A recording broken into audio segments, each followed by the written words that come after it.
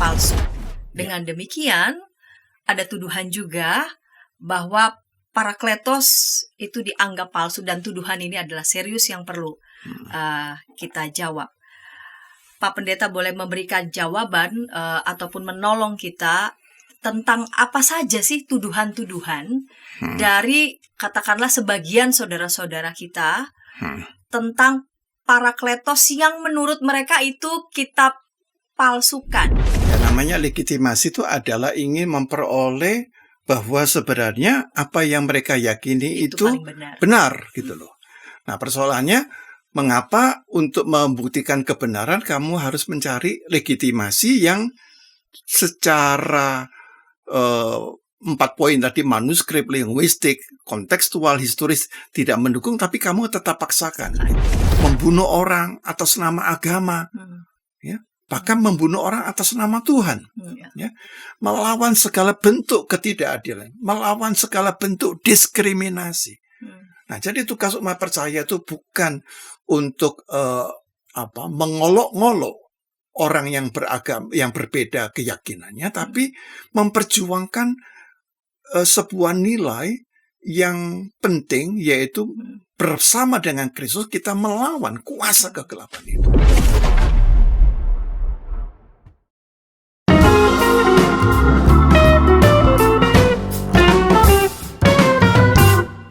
Sahabat YKB TV, sahabat Ngulik Alkitab, kita jumpa kembali dalam program Ngulik Alkitab. Kita masih mengulik Injil Yohanes, dan secara khusus episode kali ini kita mengulik Injil Yohanes 16 ayat 1 sampai 33. Injil Yohanes ini kita bersama-sama ulik secara serial, secara eksposisi. Pada episode kali ini kita bersama-sama akan menguliknya bersama dengan narasumber yang telah hadir di studio. Saya mau menyapa Bapak Pendeta Emeritus Yohanes Bambang Mulyono. Salam jumpa kembali Bapak Pendeta. Ya, senang dapat berjumpa kembali. Ya, Bapak Pendeta Emeritus Yohanes Bambang Mulyono akan menolong kita bersama-sama mengulik teks Injil Yohanes 16 ayat 1 sampai 33, dan saya akan membacakan secara khusus ayat 1 sampai 15 dengan judul Parakletos versus Periklutos. Kita akan awali bersama-sama dalam doa. Mari Pak Pendeta dapat memimpin dalam doa. Mari kita bersama berdoa. Bapa Surgawi yang Maha Baik, Engkau telah mengaruniakan Kristus di dalam kehidupan umat manusia. Kristus adalah Sang Firman Allah yang memberikan terang, tapi juga keselamatan. Karena itu, melalui Kristus kami juga menerima Roh Kudus. Itulah Parakletos. Mampukan kami untuk mengenal Engkau, ya Roh Kudus, sebagai Parakletos di tengah-tengah dunia yang menolak Kristus, yang menyangkal keilahiannya dan menyangkal karya keselamatannya. Kami serahkan percakapan ini dalam kemurahan Tuhan. Kami berdoa dalam nama Tuhan Yesus Kristus. Amin. Amin. Injil Yohanes 16 ayat 1 sampai 15 saya akan membacanya. Semuanya ini kukatakan kepadamu supaya kamu jangan terguncang dan jatuh. Kamu akan dikucilkan, bahkan akan datang saatnya bahwa setiap orang yang membunuh kamu menyangka bahwa ia berbakti kepada Allah. Mereka akan berbuat demikian karena mereka tidak mengenal baik Bapa maupun aku. Tetapi semuanya ini kukatakan kepadamu supaya apabila datang saat mereka, kamu ingat bahwa aku telah mengatakannya kepadamu. Hal ini tidak kukatakan kepadamu sejak semula karena aku masih bersamamu. Tetapi sekarang aku pergi kepada Dia yang telah mengutus aku, dan tidak ada seorang pun di antara kamu yang bertanya kepadaku, kemana engkau pergi. Tetapi karena aku mengatakan hal itu kepadamu, hatimu diliputi duka cita. Tetapi benar yang kukatakan ini kepadamu, lebih berguna bagi kamu jika aku pergi. Sebab jikalau aku tidak pergi, penolong itu tidak akan datang kepadamu. Tetapi jikalau aku pergi, aku akan mengutus Dia kepadamu. Ketika Ia datang, Ia akan menginsafkan dunia akan dosa, kebenaran dan penghakiman. Akan dosa karena mereka tetap tidak percaya kepadaku. Akan kebenaran karena aku pergi kepada Bapa dan kamu tidak melihat aku lagi. Akan penghakiman karena penguasa dunia ini telah dihukum. Masih banyak hal yang harus kukatakan kepadamu, tetapi sekarang kamu belum dapat menanggungnya. Namun apabila Ia datang, yaitu Roh kebenaran, Ia akan memimpin kamu ke dalam seluruh kebenaran. Sebab Ia tidak akan berkata-kata dari dirinya sendiri, tetapi segala sesuatu yang didengarnya itulah yang akan dikatakannya. dan ia akan memberitakan kepadamu hal-hal yang akan datang. Ia akan memuliakan aku sebab ia akan memberitakan kepadamu apa yang diterimanya dari aku. Segala sesuatu yang Bapa miliki adalah milikku. Sebab itu aku berkata, ia akan memberitakan kepadamu apa yang diterimanya dari aku. Baik Pak Pendeta, judul kita pada episode kali ini Parakletos versus Perikletos. Dari kata versus ini kita bersama-sama sudah melihat ini ada bentuk yang satu melawan yang lain atau yang satu against yang lain.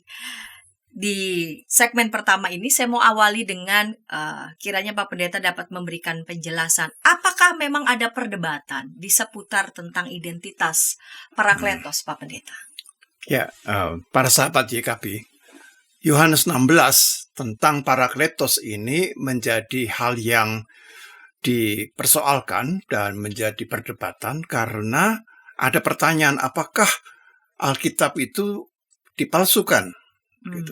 Sehingga kalau dipalsukan berarti Parakletos itu juga salah gitu.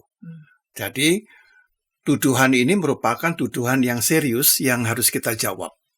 Bagaimana kita harus menjawab dengan jujur masalah ini? Nah, saya kira inilah poin yang akan kita bicarakan bersama. Ada tuduhan Alkitab kitab palsu.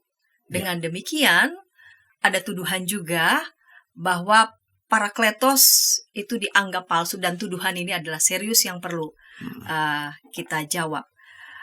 Pak Pendeta boleh memberikan jawaban ataupun menolong kita tentang apa saja sih tuduhan-tuduhan dari katakanlah sebagian saudara-saudara kita tentang Parakletos yang menurut mereka itu kitab palsukan. Dan dari mana bukti-buktinya begitu kira-kira? Ya. Jadi yang kita tangkap bahwa kalau dalam Injil Yohanes pasal 16 ayat 13, Yesus menyebut Parakletos sebagai roh kebenaran yang akan mempermuliakan Kristus. Tapi kalau ini dianggap salah, maka dianggap manipulatif atau dianggap memalsukan, maka roh kebenaran ini bukan Roh Kudus. Begitu. Tapi roh kebenaran yang dimasukkan oleh Yesus ini adalah sebagai nubuat kepada Nabi Muhammad. Jadi mereka mengatakan bahwa apa yang dikatakan Yesus itu sebenarnya merupakan nubuat Nabi Muhammad. Tapi kitab suci orang Kristen ini mengganti menjadi roh kebenaran, yaitu Roh Kudus. Padahal yang dimasukkannya itu adalah sosok Nabi yang akan datang, yaitu setelah Yesus 600 tahun kemudian. Jadi bagi saudara-saudara kita, mereka mengatakan bahwa sesungguhnya ini adalah sebuah nubuatan untuk Nabi yang akan datang, yang diyakini Nabi Muhammad.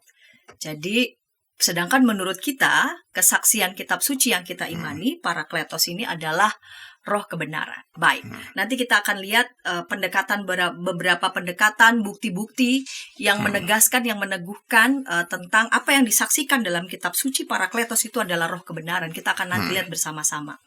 Namun kita akan mulai dulu di awal lihat teksnya, Pak Pendeta. Di ayat 4 dikatakan, hal ini tidak kukatakan kepadamu sejak semula karena aku masih bersamamu. Tetapi sekarang aku pergi kepada Dia yang telah mengutus aku dan tidak ada seorang pun di antara kamu yang bertanya kepadaku, kemana engkau pergi? Ini Yesus memberitahukan tentang kepergiannya. Dengan nada seperti apa ini kira-kira Yesus menyampaikan tentang kepergiannya dan mengapa dikatakan lebih berguna ketika Dia pergi? Di ayat 7, tetapi karena aku mengatakan hal itu kepadamu, hatimu diliputi duka cita. Tetapi benar kukatakan ini kepadamu, lebih berguna bagi kamu jika aku pergi. Apa maksudnya nih, Pak? Jadi Yesus ini menubuatkan tentang dirinya bahwa Dia akan wafat, ya, lalu Dia akan bangkit, dan setelah bangkit Dia akan naik. Nah, kalau Dia bangkit dan naik, berarti Dia secara fisik tidak lagi bersama-sama dengan para murid. Nah, maka pertanyaannya, siapakah yang melanjutkan karya Yesus ini? Gitu. Nah, di dalam konteks ini, Injil Yohanes mengatakan bahwa yang melanjutkan adalah Roh Kudus. Ya, jadi Roh Kudus adalah hakikat dari diri Allah. Jadi ada Allah, hakikatnya ada Bapa, ada Sang Firman, yaitu Kristus, yaitu kemudian yang ketiga adalah Roh Kudus. Jadi dalam konteks itu. Nah, tetapi teks ini menjadi pertanyaan. Bukankah Yesus menyebut di sini kata ayat kelima, tapi sekarang aku pergi kepada Dia yang telah mengutus aku. Jadi Yesus ini dianggap benar kan? Yesus cuma utusan. Kalau Yesus ini utusan, maka Dia akan menyampaikan kepada utusan berikutnya yang sama seperti Dia, yaitu sama-sama manusianya, begitu.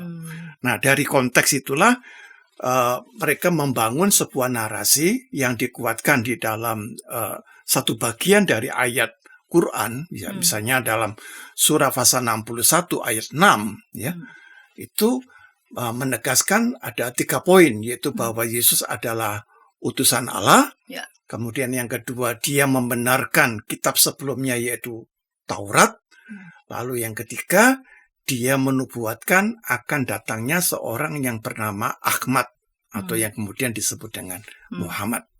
Jadi ayat ini dianggapnya lebih cocok menggemakan apa yang dimaksudkan oleh surah Pasal 61 ayat 6.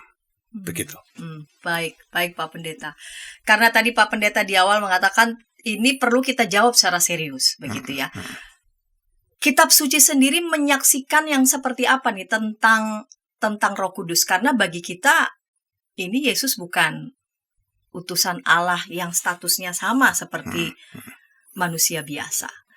Kalau begitu, ketika nanti Roh Kudus itu yang akan melanjutkan, dan justru ini jauh lebih jauh perannya lebih universal. Sebetulnya kitab suci kita menyaksikan seperti apa Roh Kudus dan apa saja tugas dan peran-perannya. Dan kaitannya dengan status Yesus sendiri. Ya, jadi di sini jelas pakai kata-kata roh, ya. Jadi bukan sosok manusia tapi kata roh, ya. R-nya besar ya Pak. Ya, roh gitu ya. Jadi roh atau pneuma. Ya. Pneuma di sini sebenarnya menunjuk kepada satu istilah dalam bahasa Ibrani yaitu ruah Elohim, roh Allah, begitu. Jadi tidak menunjuk kepada sosok manusia atau sosok nabi, ya, tapi menunjuk kepada sosok roh Allah, ya, ruah Elohim, begitu. Nah, kalau ini merupakan roh, pertanyaannya mengapa bisa ditarik kepada sosok manusia? Gitu. Nah, ini tentunya mereka ingin memperoleh sebuah legitimasi bahwa sebenarnya Alkitab kita adalah Alkitab yang menguatkan atau menubuatkan tentang sosok kehadiran dan peran dari Muhammad sebagai nabi. Begitu. Nah, tentunya cara berpikir ini tidak sekedar mereka berbicara, tapi karena mungkin mereka punya landasan yang kuat, yaitu dari surah Pasal 61 ayat 6, ya, yang menegaskan bahwa Yesus sebelum Dia pergi, Dia sudah menubuatkan. Nah, maka ada 2, ya, satu surah 61 ayat 6, lalu di sini ketemu bahwa Yesus juga menubuatkan tentang kedatangan. Jadi mereka melihat ada sebuah paralelisme, ada sebuah hubungan. Nah, tapi kita akan menguji apakah hubungan ini adalah paralel ataukah hubungan ini sebenarnya tidak paralel, begitu.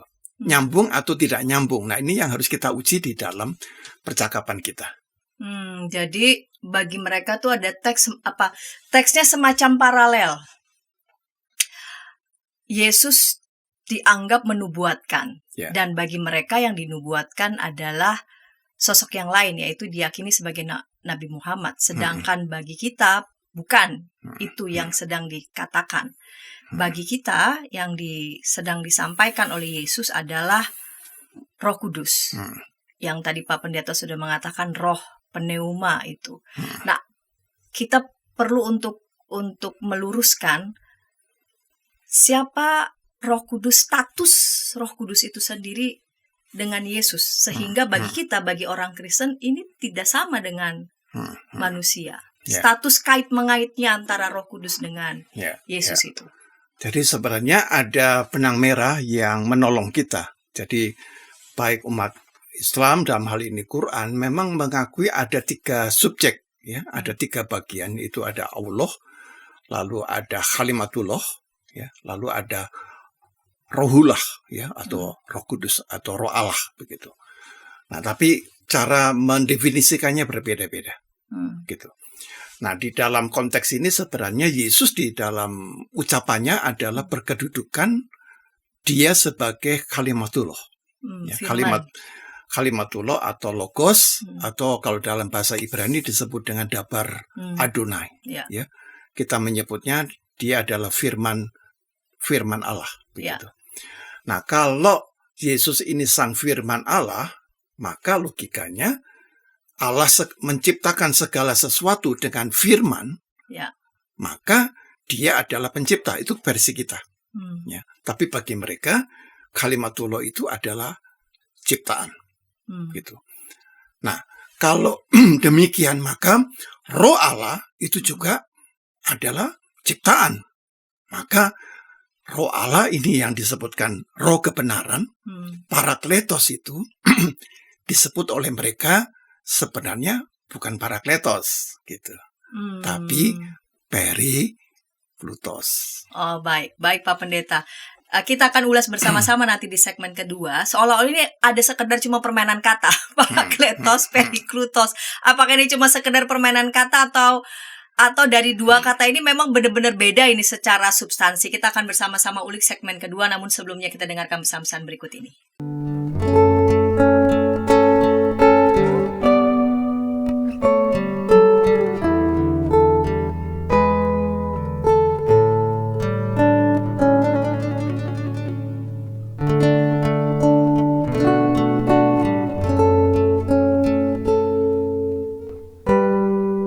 Para pimpinan gereja di sana-sini mengakui bahwa jangankan warganya atau para pendetanya, mereka sendiri juga tidak begitu tahu karena sesudah menerima dokumennya taruh di kantor sinode tidak ada upaya untuk sosialisasi. Jadi sama juga kayak masalah bioetika di Indonesia ya, apakah boleh begini, apakah boleh, tapi kita harus bertanya lebih dalam lagi sebagai orang Kristen, apa sikap etis dan apa keputusan etis yang merupakan refleksi daripada visi moral dari iman Kristen. Hadirkan Tuhan sebagai sahabat, bukan hanya sebagai majikan yang di atas atau hakim. Hadirkan Tuhan sebagai sahabat kita juga, yang mau mendengar, mau meraih, yang kamu bisa seadanya dengan dia, yang kamu bisa nikmati kehadirannya. Kalau gereja bisa lakukan itu, apapun alirannya, saya kira Gen Z akan merasa ini rumah. Ternyata masih banyak komunitas kita yang tanpa sadar budaya hierarkis di dunia itu dibawa masuk ke gereja. Bagaimana sikap majelis, sikap anggota jemaat terhadap sapam gereja, terhadap pekerja gereja, itu kita kadang-kala tidak memperlakukannya sebagai sahabat, tapi ya pesuruh aja yang ya udahlah.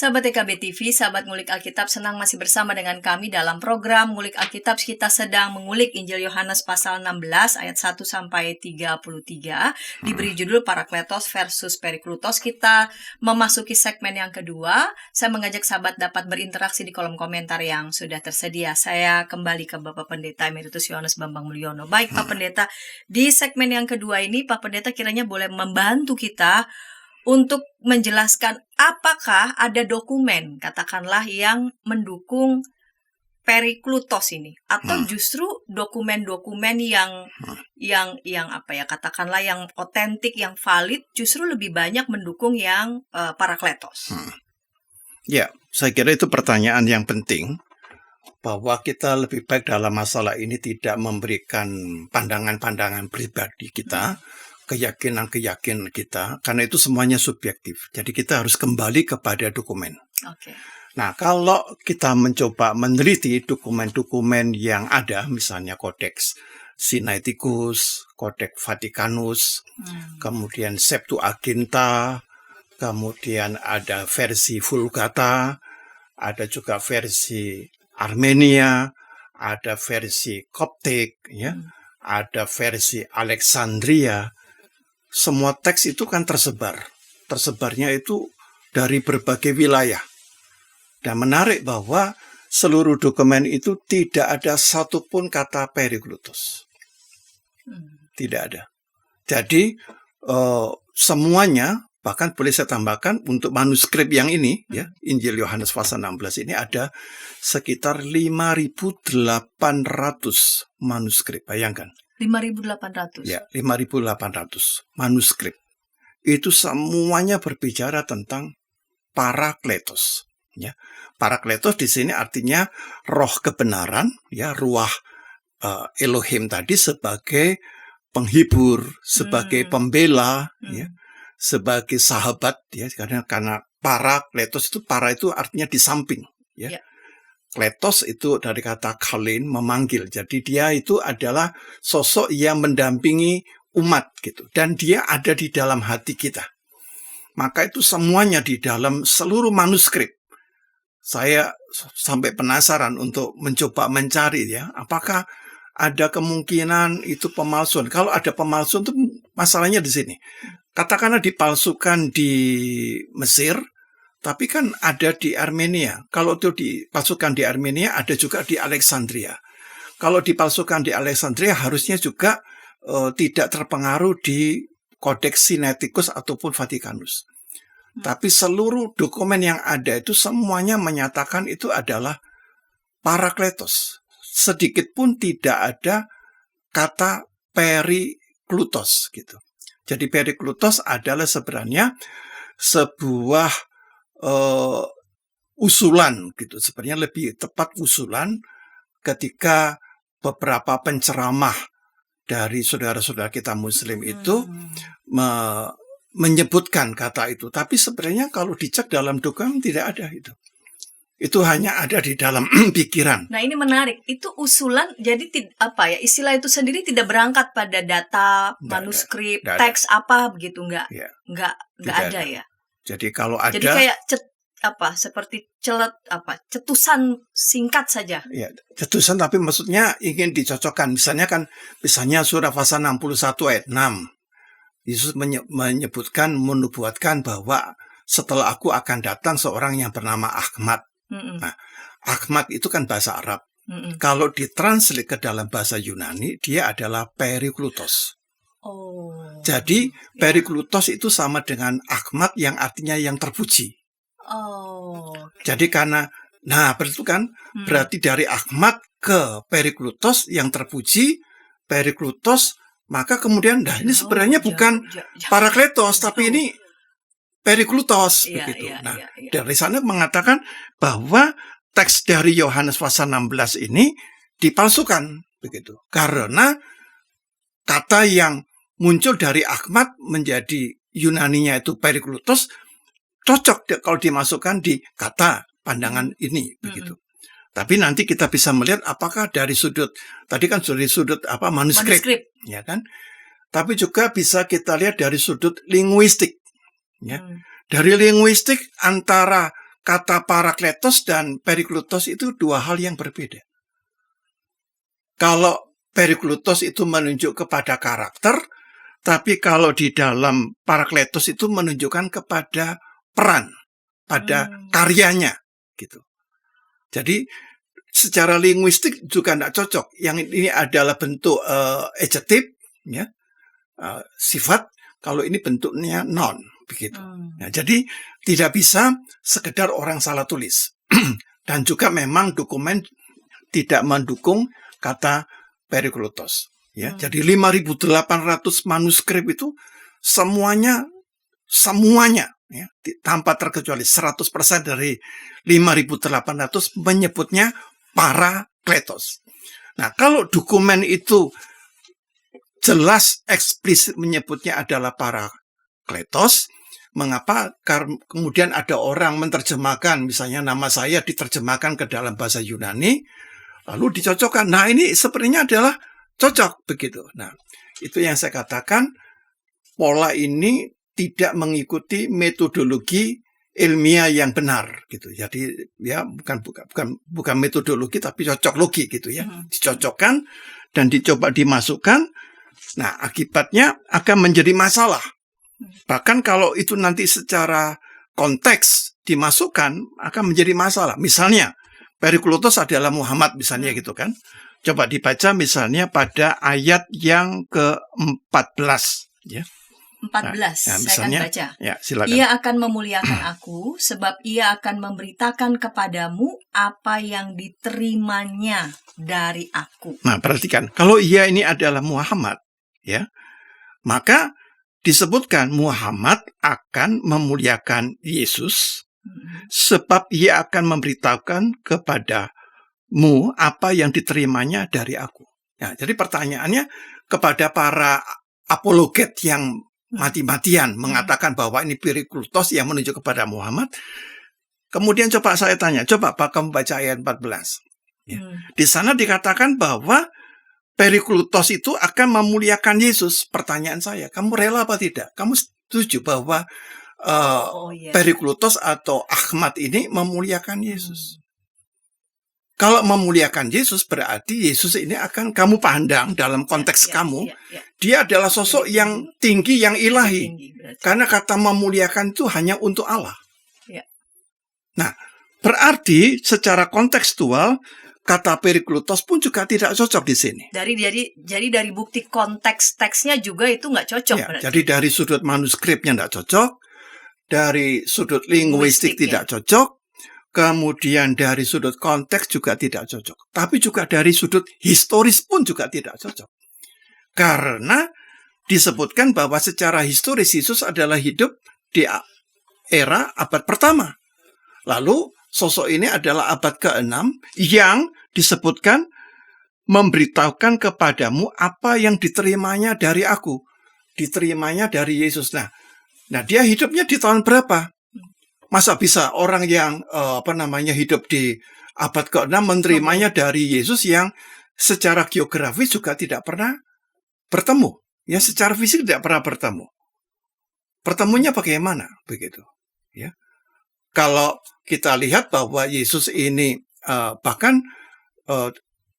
saya yakin Nabi Muhammad secara fisik memang tidak akan pernah datang ke Palestina karena waktu itu datang ke Israel gitu. Sehingga tidak mungkin dia menerima dari Yesus ajaran Yesus. Ya, kalau itu disebut wahyu juga pertanyaannya, wahyu yang mana begitu kan? Itu kan sebuah ungkapan yang mau menguatkan, tapi tidak ada dokumen yang mendukungnya gitu. Ya. Seperti saya tidak bisa berbicara sesuatu kalau dokumen ini tidak sesuai dengan apa yang seharusnya begitu. Ya, ini menarik. Kalau ternyata dari bukti-bukti itu semua tidak ada yang mendukung tentang Periklutos. Maksudnya Periklutos diklaim yang sedang disampaikan oleh Yesus. Pertanyaannya mengapa klaim seperti itu bisa bertahan? Bahkan viral di beberapa. Saya sempat lihat begitu di beberapa short video bertahan dan cenderung bombastis begitu Pak Pendeta. Jadi maksudnya dokumen tidak mendukung, dari manuskrip tidak mendukung, dari linguistik tidak mendukung, dari konteks tidak mendukung, dari sudut sejarah historis juga tidak mendukung. Tapi kenapa itu terus diyakini gitu? Jadi kalau menurut beberapa pandangan para ahli yang menganalisis kasus ini adalah intinya ingin memperoleh apa yang disebut dengan legitimasi. Jadi, legitimasinya dari mana? Kalau misalkan ternyata dari berbagai macam manuskrip aja 5.800 loh. 5.800. Itu bukan angka yang dianggap kecil kan? Ya, namanya legitimasi itu adalah ingin memperoleh bahwa sebenarnya apa yang mereka yakini itu benar gitu loh. Nah, persoalannya mengapa untuk membuktikan kebenaran kamu harus mencari legitimasi yang secara 4 poin tadi, manuskrip, linguistik, kontekstual, historis tidak mendukung, tapi kamu tetap paksakan gitu. Lalu yang kedua ada yang namanya harmonisasi gitu. Jadi mencoba mensinkronkan supaya harmonis gitu. Jadi harmonisasi seperti ini ya. Misalnya kalau kita kebenaran itu seperti adalah kalau kita itu nembak pakai panah gitu ya. Kalau kita nembak panah, tembaknya kita kemana? Kan kepada lingkaran. Betul. Itu kan paling kecil. Titik targetnya. Nah, itu kan cari target kan. Tapi kalau harmonisasi itu enggak begitu. Jadi panah itu sudah ditembak, lalu tembakannya diberi lingkaran gitu. Ngerti ya? Jadi, nah betul kan gitu. Jadi panahnya sudah ditembakkan, lalu supaya kelihatannya ini akurat, dia beri lingkaran. Nah, targetnya ini targetnya di sini gitu ya. Jadi dia memaksakan sebuah titik sasaran itu menurut persepsinya dia. Seharusnya kalau kebenaran itu adalah kita menembak memang ke titik itu. Presisi begitu ya. Presisi. Bukan ketika anak panahnya itu sedang nancap, baru kita kemudian tambahi dengan lingkaran untuk menandai bahwa betul kan panahnya udah masuk ke dalam titik tembak begitu ya. Nah, inilah yang menurut pendapat saya tidak tepat ya. Mengapa kita harus merasa diri kita kurang dengan mencari pembenaran dari teks kitab suci agama lain begitu. Jadi saya yakin bahwa pola ini tidak diikuti oleh semua orang Muslim, tapi yang saya katakan tadi kan para apologet ya, para apologet untuk mencari kebenaran yang menguatkan mereka begitu. Nah, saya katakan bahwa metodologi kamu yang ditempuh itu adalah salah gitu ya. Salah karena tidak didukung oleh data-data yang kuat ya. Jadi kalau data yang kuat harusnya kita menggunakan aja dokumen, jangan ilmu tafsir. Seperti itu. Dan lagi pula yang sedang kita sampaikan adalah yang memang berdasarkan kesaksian kitab suci Kristen sendiri begitu ya, dan didukung dengan berbagai macam bukti-bukti. Nah, Pak Pendeta, kita lanjut di pertanyaan selanjutnya. Setelah ternyata bukti-bukti tidak ada yang mendukung begitu ya, tidak ada bukti-bukti yang mendukung. Lalu kemudian bagaimana kita memberikan memberikan semacam jawaban begitu ya, berdasarkan bukti-bukti kita. Keyakinan iman kita bukan untuk menyerang begitu Pak Pendeta ya, bukan untuk menyerang, tapi memang untuk menjelaskan pada dirinya, menjelaskan pada teksnya sendiri. Kira-kira apa yang perlu kita jelaskan kepada mereka? Jadi yang pertama adalah roh kebenaran ini adalah ungkapan yang memang original dari Yesus tentang ruah Elohim. Dan dia mengatakan bahwa ruah Elohim ataukah dirinya sebagai firman Allah, ya logos, dabar Adonai atau kalimatullah, itu sehakikat. Sehingga hanya di dalam konteks diri Allah yang esa melalui 3 pribadi inilah yang dimana itu bisa lebih sesuai karena saling memuliakan. Ia akan memuliakan aku ya.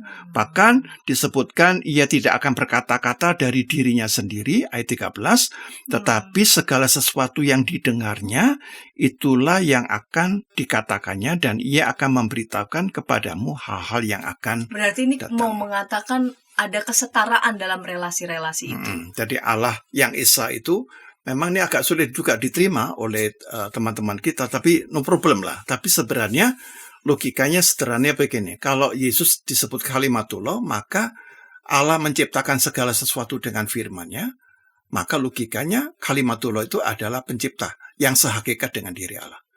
Tidak mungkin ciptaan menciptakan ciptaan. Gitu-gitu. Maka roh Allah itu sebenarnya menunjuk kalau Yesus adalah firman Allah, the word of God. Maka kalau Parakletos itu adalah the power of God. Ya, jadi ada the word of God, ada the power of God. Ya, the power of God ini adalah Allah menyatakan kuasanya. Tapi kalau the word of God, Allah menyatakan dirinya melalui firman-Nya yang menjadi manusia. Begitu. gitu ya. Jadi ada pembeda yang jelas. Nah, kalau demikian Roh Kudus sebagai the power of God, maka cocok. Dalam hal ini adalah roh kebenaran yang akan memimpin kamu kepada seluruh kebenaran.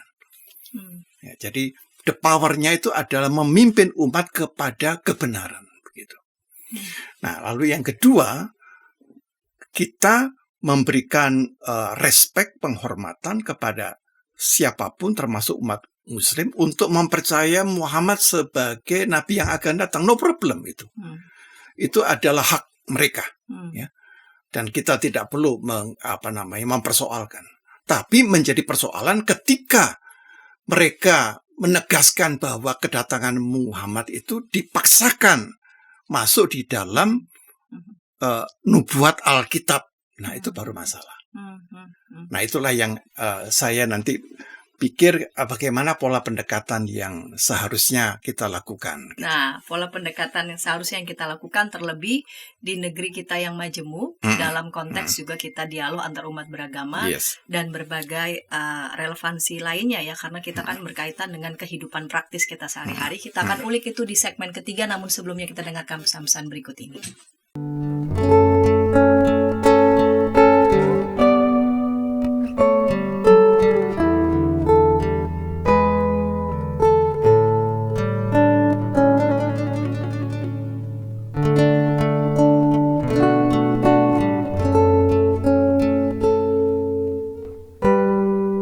Para pimpinan gereja di sana-sini mengakui bahwa jangankan warganya atau para pendetanya, mereka sendiri juga tidak begitu tahu karena sesudah menerima dokumennya taruh di kantor sinode tidak ada upaya untuk sosialisasi. Jadi sama juga kayak masalah bioetika di Indonesia ya, apakah boleh begini, apakah boleh, tapi kita harus bertanya lebih dalam lagi sebagai orang Kristen, apa sikap etis dan apa keputusan etis yang merupakan refleksi daripada visi moral dari iman Kristen.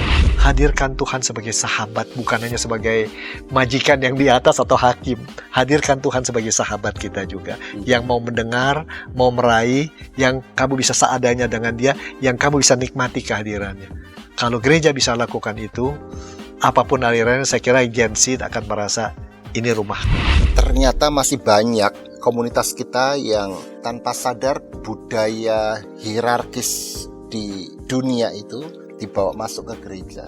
Bagaimana sikap majelis, sikap anggota jemaat terhadap sapam gereja, terhadap pekerja gereja, itu kita kadang-kala tidak memperlakukannya sebagai sahabat, tapi ya pesuruh aja yang ya udahlah.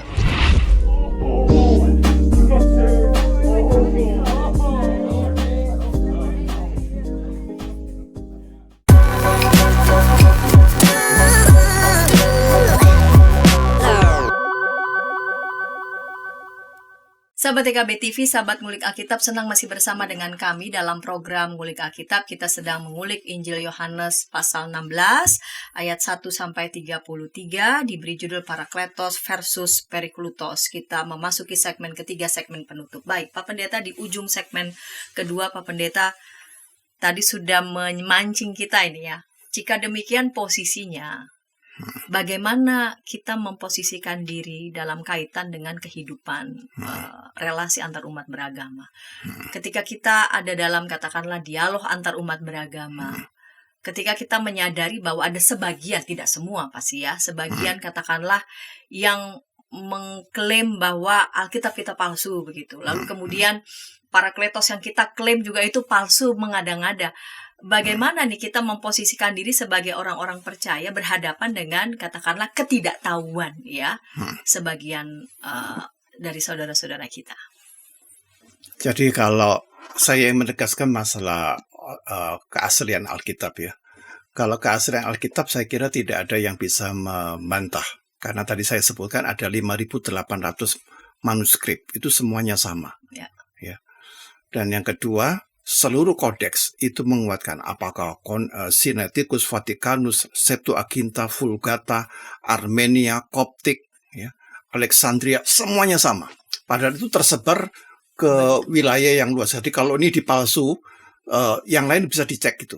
ya. Jadi pemalsuannya tidak bisa begitu. Tapi yang ingin saya katakan adalah bagaimana sih seharusnya kita sebagai umat beragama yang hidup dalam pluralisme, ya, dalam keberagaman gitu. Nah, dalam hal itu sebenarnya mengapa kita harus mencari legitimasi dari agama lain begitu. Jadi persoalannya kan kita ini kadang-kadang tidak pede ya dengan diri kita, ya. Lalu kita mencoba mencari penguatan dari teks-teks agama lain. Tetapi justru ketika mencari teks itu makin memperkuat bahwa posisi kita ini salah gitu.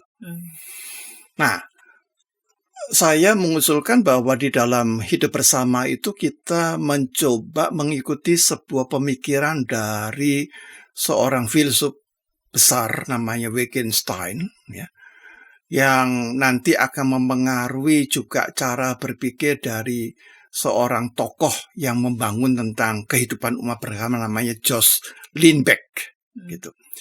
Nah, kedua tokoh ini mengusung satu kata penting gitu. Bagaimanakah supaya kita ini bisa hidup bersama di dalam keberagaman, yaitu kalau kita menghormati language game. Ya. Language game itu atau permainan bahasa, karena setiap unit kehidupan itu punya language game. Ya. Jadi misalnya satu universitas itu ada beberapa fakultas. Tiap-tiap fakultas itu punya language game. Ya, language game-nya psikologi itu berbeda dengan teknik berbeda dengan fakultas hukum berbeda dengan fakultas misalnya seni, ya. Berbeda lagi dengan masalah kedokteran gitu ya. Jadi semua fakultas itu punya language game-nya masing-masing. Gitu. Nah, demikian pula agama. Agama itu mempunyai language game-nya masing-masing. Language game-nya orang Islam itu berbeda dengan Kristen, ya, dengan Hindu, dengan Buddha, dengan Konghucu, ya. Nah, language game ini mempunyai bukan sekedar istilah, ya, tapi di dalam istilah yang berbeda itu syarat dengan kekayaan spiritual yang tidak bisa dibuat sama. Ya. Misalnya language game-nya Hindu, ya, dengan Kristen itu pasti berbeda. Kristen dengan Konghucu berbeda, Konghucu dengan Islam berbeda. Nah, problemnya adalah bahwa dalam hidup yang bersama ini kita itu tidak menghormati tiap-tiap language game yang ada. Jadi kita mencoba memaksakan masuk ke dalam language game agama lain, ya. Atau fakultas itu psikologi dia mencoba masuk ke dalam bidang language game-nya fakultas teknik, ya, pasti kacau. Maka hal ini juga terjadi gitu. Nah, padahal di dalam Alkitab ini jelas punya language game yang dalam hal ini memahami Allah itu Esa dalam 3 pribadi, ya, Bapa, Anak, Roh Kudus, atau Adonai, Dabar Adonai, Ruah Elohim. Lalu dipaksakan harus sesuai dengan language game, misalnya dengan hal ini adalah umat Islam yang mempercaya tentang Tauhid. Ya. Nah, Trinitas dengan Tauhid adalah dua language game yang berbeda. Tapi kalau ini dipaksakan, terjadi konflik. Nah, maka seharusnya sikap yang bijaksana, ya. Kalau kita orang beragama itu kan harus punya hati yang lapang, lebih luas, ya.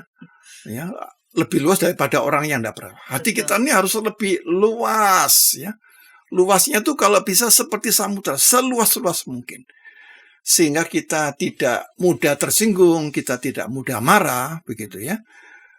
Atau mencoba melakukan satu intervensi, ya. Memaksakan language game kita ke dalam language game kepercayaan yang lain. Nah, pola itu yang disebut dengan ekstra tekstualitas. Jadi kalau misalnya memasuki satu bidang yang bukan bidangnya, itu dianggapnya ekstra. Atau disebut ekstra tekstualitas. Jadi teks yang ada itu dimasuki oleh teks yang di luar dirinya gitu. Nah, ketika itu terjadi, maka terjadilah konflik. Terjadilah kesalahpahaman, lalu tuduhan, manipulasi, ya. Ini ada upaya untuk dalam bahasa Arab namanya tahrib, ya. Tahrib itu pemalsuan Alkitab ini. Nah, kalau ini satu pihak menuduh teman sebangsanya, anak bangsa yang lain itu sebagai pemalsuan, maka di dalam relasi kita tidak pernah bisa tulus begitu. Kita tidak bisa berdialog dari hati ke hati karena kita sudah punya sebuah sikap curiga, ya, sikap yang sebenarnya menganggap bahwa teman kita ini nggak benar begitu ya. Nah itu akan memengaruhi. Padahal kita kan dalam hidup berbangsa ini kan butuh kemampuan bergandengan tangan. Ya, bangsa kita punya masalah yang sangat kompleks ya, yang rumit dan berat. Kita harus mengerjakannya bersama-sama. Jangan sampai upaya kerjasama itu kita rusak dengan cara berpikir yang salah. Begitu. Nah, karena itu pendekatan yang baik bukan ekstra tekstualitas, tapi intratekstualitas. Ya, intra. Jadi, biarkanlah kita menghormati language game-nya itu. Ya. Misalnya, umat Islam mempercaya Muhammad sebagai nabi yang akan datang, no problem. Anda hidupi itu, silakan. Tetapi jangan sampai melakukan ekstra tekstualitas lalu mengatakan bahwa seharusnya bunyi ayat ini adalah periklutos, begitu. Ya, padahal ini jelas dari sudut 4 tadi ya, manuskrip, linguistik, ya, konteks, historis, semuanya jelas menyatakan itu parakletos. Gitu. Nah, dengan kita mengembangkan kemampuan intratekstualitas, maka yang muncul adalah kita makin mendalami language game kita masing-masing dengan lebih jernih, tapi juga kita akan bisa lebih respect kepada orang yang berbeda dengan kita. Nah, jadi satu kata penting yaitu hubungan antara bagaimana menerapkan language game itu dengan pola pendekatan intratekstualitas. Dengan begitu ada rasa saling menghargai, saling respect, tanpa perlu juga kita merasa jadi tidak percaya diri, gitu ya. Yeah. Nah, aplikasi katakanlah relevansi buat kita sendiri nih, Pak Pendeta, sebagai orang-orang percaya. Karena tadi Pak Pendeta sudah mengatakan percaya diri begitu. Ini menurut saya ini kata kunci yang baik sekali ya buat kita sebagai orang-orang percaya yang mungkin jadinya bisa jadi mungkin karena keterbatasan pengetahuan atau juga merasa kecil di antara begitu banyak orang-orang yang berbeda dan dalam kepelbagaiannya itu cenderung menekan. Itu mestinya sikap seperti apa yang kita bisa terapkan? Terlebih parakletos itu sudah diberikan di dalam diri kita. Ya, jadi justru poinnya di sini bahwa kalau kita kembali kepada kita sebagai umat percaya, kan disebutkan bahwa ayat 8 ketika ia akan datang, ia akan mengisyapkan dunia akan dosa, kebenaran dan penghakiman. Ya. Jadi kita pegang ini bahwa parakletos atau Ruach Elohim, roh sang kebenaran itu akan mengisyapkan dunia akan 3 aspek, yaitu akan dosa, kebenaran dan penghakiman. Dosa itu apa? Bagi umat percaya, umat Kristen, kalau kamu dalam hidup sehari-hari tidak mengimani Yesus sebagai Tuhan, ya, jadi kamu menjadikan dirimu sebagai Tuhan. Ya, segala sesuatu seakan-akan kita bisa atasi dengan kepandaian, dengan pengalaman, dengan kekuatan materi kita. Nah, itu kamu adalah dosa. Ya. Lalu yang kedua akan kebenaran, karena aku pergi kepada Bapa. Pergi kepada Bapa berarti ada 2 aspek. Di situ ada kebangkitan, ada kenaikan. Nah, ini berarti apa? Bahwa Yesus adalah sebagai satu-satunya jalan kebenaran dan hidup. Gitu. Karena yang jalan kebenaran dan hidup itu dibuktikan dengan 2 hal ini. Dia bisa bangkit dan dia naik ke surga. Ya. Jadi kalau Yesus itu cuma mati gitu, ya, maka kita hanya percaya kepada orang mati gitu. Tapi tidak. Aku akan pergi kepada Bapa.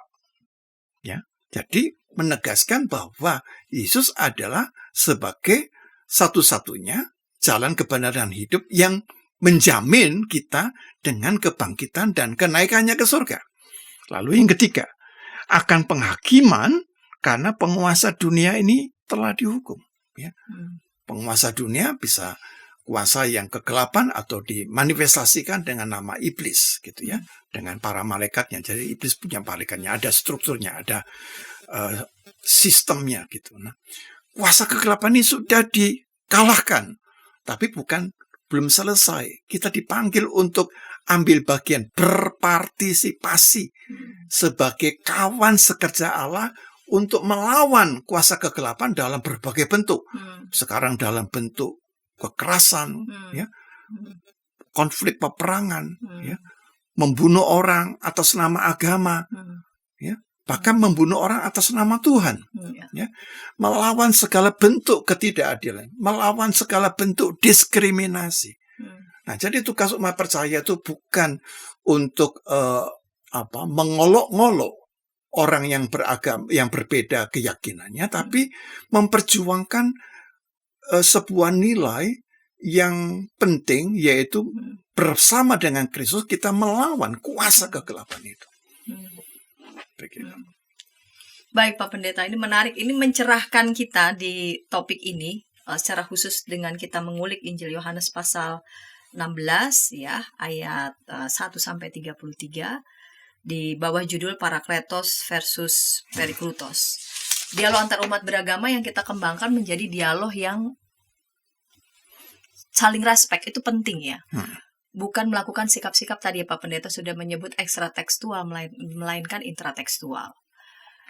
Kita tidak perlu juga lalu kemudian merasa terganggu begitu ya dengan kebenaran-kebenaran yang kita hargai itu ada di sekitar kita dengan berbagai macam keyakinan agama. Dan pada saat yang sama bagi kita secara khusus sebagai orang-orang percaya, kita sadar betul bahwa siapa yang kita imani, Allah yang esa dalam 3 pribadi itu.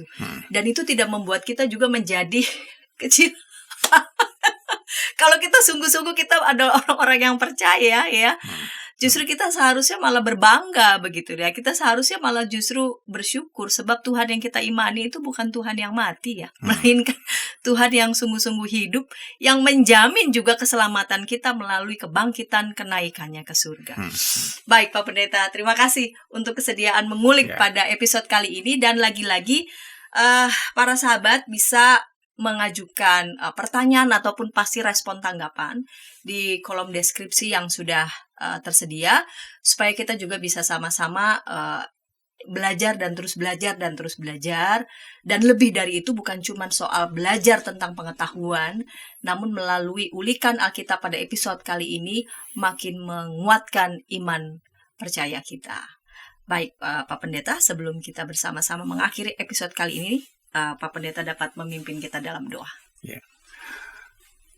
Kami bersyukur kepadamu Bapa, bahwa melalui Kristus kami dimampukan memiliki perspektif, lensa yang lebih luas, dan cinta kasih yang menempatkan setiap orang yang berbeda di dalam kerahiman-Mu. Karena itu kami melihat bahwa berbagai agama yang dipeluk, khususnya ada di Indonesia, merupakan rahmat, bahwa kami boleh hidup bersama di dalam keberagaman. Dan di sisi itulah kami belajar satu nilai, bahwa karya Allah memampukan kami untuk tetap respect. Roh kebenaran, Parakletos itulah yang mengajarkan kepada kami hikmat yang tidak dapat diberikan oleh dunia. Mampukan kami hidup dalam Roh Kudus, Sang Parakletos, sehingga kami senantiasa ingat bahwa mengingatkan kami akan dosa, akan kebenaran, dan penghakiman. Bapa, kami berdoa supaya banyak orang mengenal Engkau, Yesus Kristus, dan mereka boleh memperoleh keselamatan dan hidup yang dibaharui. Kami serahkan Bapa hidup kami dalam kuasa-Mu, dalam nama Tuhan Yesus, Sang Firman Allah. Kami sudah berdoa. Amin. Amin.